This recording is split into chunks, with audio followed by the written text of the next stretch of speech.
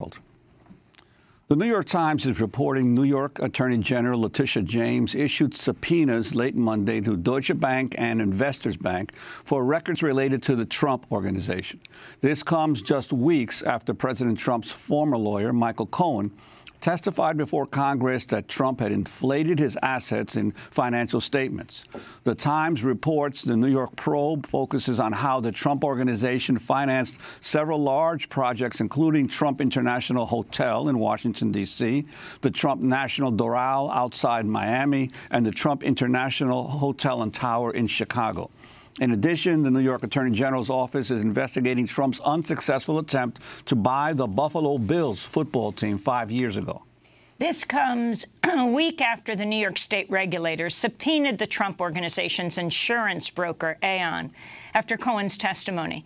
The House Judiciary Committee also recently requested documents from 81 people and groups in Trump's inner circle.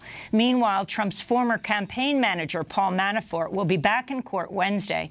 Last week, he was sentenced to 47 months, less than 4 years in prison for 8 counts of bank fraud and tax evasion.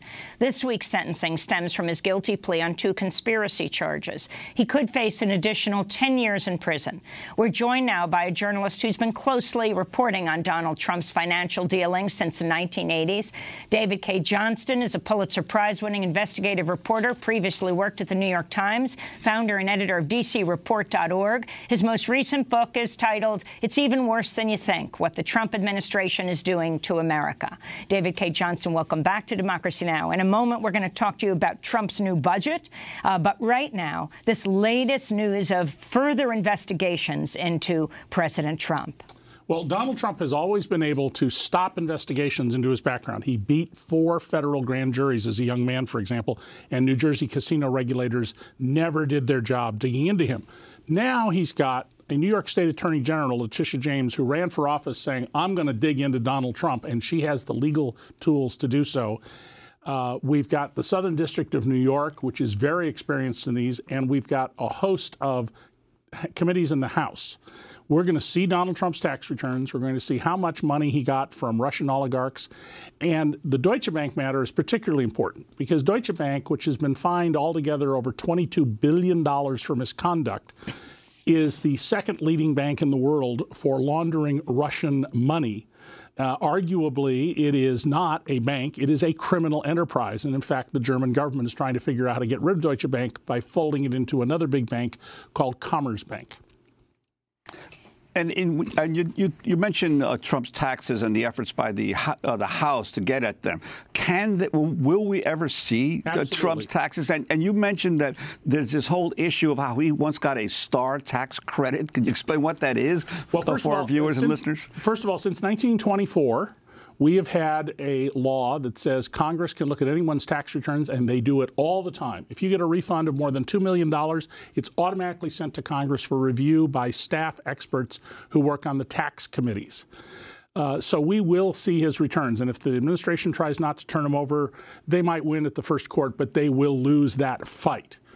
Now, the star tax credit is something that if you're a homeowner in New York State, as I am, if you make less than $500,000, you get a credit on your property tax bill, or at one point you got a check in the mail.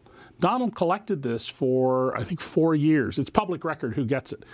You only get it if your income on your tax return shows less than $500,000. Donald came up with this. So that indicates that for 4 years, his official tax returns were saying that he made less than $500,000 That's right. a year. Now, his cockamamie story is, oh, there was a mistake about the address. It doesn't work that way. It's what box has this number, and then it's automatic.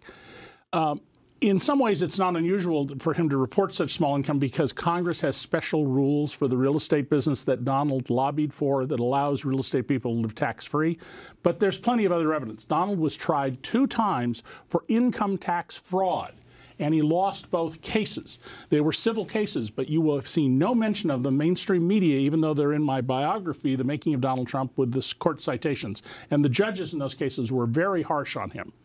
What do you want to see most come out of these investigations where something like 81 people connected to Trump or entities connected to Trump are being requested documents of? What do you think is most explosive? I think the single most important thing is how much money he got from the Kremlin. The Russian oligarchs are essentially a criminal gang led by Vladimir Putin. And we know they have been putting money into his pocket, as have many other. Remember, the collapse of the Soviet Union led to the theft of the property of the people of the old Soviet Union. And Donald has been a person who's laundered money for these people, held money for these people, done deals that make no sense for these people and with them. And we need to understand that Donald Trump is not a loyal American. The kindest thing, Amy, I could say about Donald is he has divided loyalties. His own actions have indisputably shown that. I think he is a Kremlin agent, unwittingly perhaps, because Donald's not very witting, but he is absolutely, in my view, a Kremlin agent. Well, I mean, we have not seen the Mueller investigation yet. No, but when you look at the number of people who've been charged and the number of people and the people who are now being sentenced, they're not being gotten on collusion charges. You don't have to get President Trump on collusion charges for there to be serious questions raised about him. That's right. You don't have to show a conspiracy. That would be the criminal charge on this issue. The oath of office is to faithfully execute what Congress tells you to do. So here we have a man who rejects the advice of our intelligence services and military, and we can sit here and criticize them all day long because we live in a free society and we should, but he rejects them and says, I believe President Xi, I believe Vladimir Putin, I believe dictator Kim. Really? And so he is a clear and present danger to us. But I think the Mueller report or other investigations are going to show absolutely improper relationships before he took office with the Russians. And remember that Donald Jr. said in response to an email saying the Russian government wants to help you win the presidency, love it. I'm sorry, the only proper response to an intervention by a foreign government, particularly a hostile foreign government, is to call the FBI and say, I need someone in counterintelligence. They didn't do that. They tried to lie about it. They tried to set up a secret communications link using the Soviet embassy's cable system. Imagine if somebody in Obama's administration or George W. Bush's had tried to do that.